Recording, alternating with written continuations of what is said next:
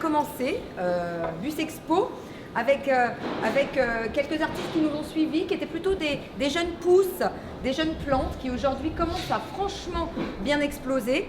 Cette année, on passe dans la cour des grands, on est au Grand Palais, donc on est d'abord hyper ému. Donc je passe la parole au créateur de Génie qui a eu cette idée folle, Pascal Paul. Merci beaucoup, merci d'être présent, très gentil.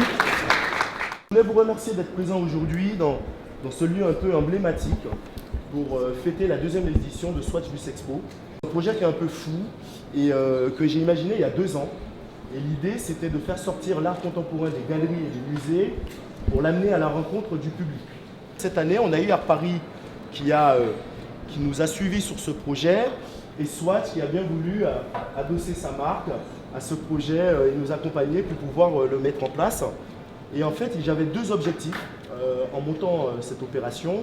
Le premier objectif, c'était d'offrir une vitrine exceptionnelle aux artistes, puisque les œuvres qui sont affichées sur les bus le sont pendant 3 semaines, sur une surface de 6 mètres carrés, et ils vont faire plus de 236 000 km. Donc ça fait quand même 6 fois le tour de la Terre, donc ce n'est pas rien. Et le deuxième objectif, c'était de permettre au public, donc surtout aux gens qui n'ont pas les moyens d'aller dans un musée ou de se rendre dans une galerie, de voir des œuvres d'art d'artistes de renom ou d'artistes émergents. Les bus touchent plus d'1 million de personnes pendant les 3 semaines d'opération. Merci beaucoup. Rendez-vous à la 3e édition l'année prochaine. Voilà. Madame, bonjour. Donc oui, pour Swatch, c'est un plaisir. J'ai entendu 2 mots-clés dans les 2 petits discours.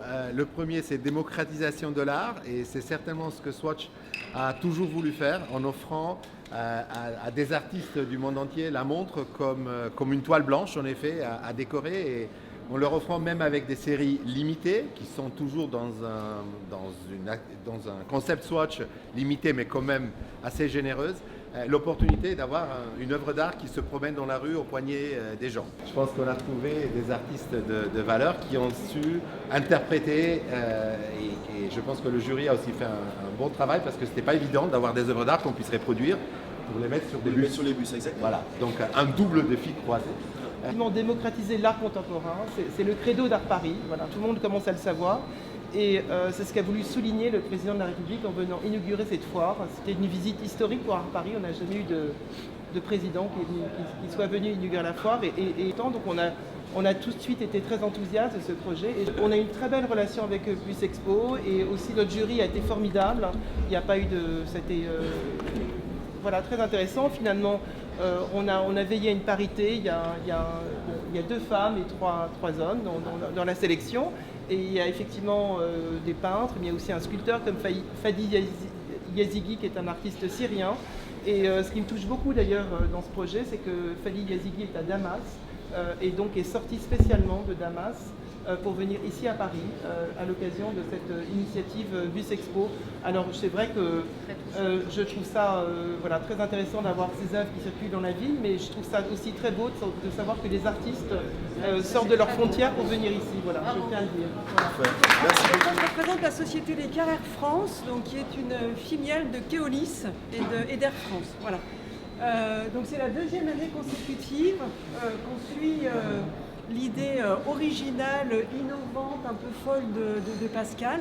On avait été enchantés l'année dernière, et dès la fin de l'édition 2015, on s'était dit on repart sur l'année 2016 dans un périmètre qui est un petit peu différent.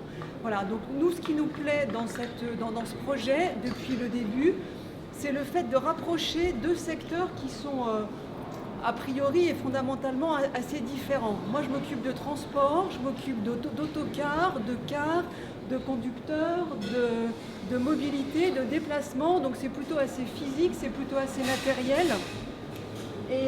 Et du coup, allier ce secteur des transports à l'art, c'est une chance absolument inouïe de faire entrer dans mon métier un peu l'imaginaire, l'art, l'émotion.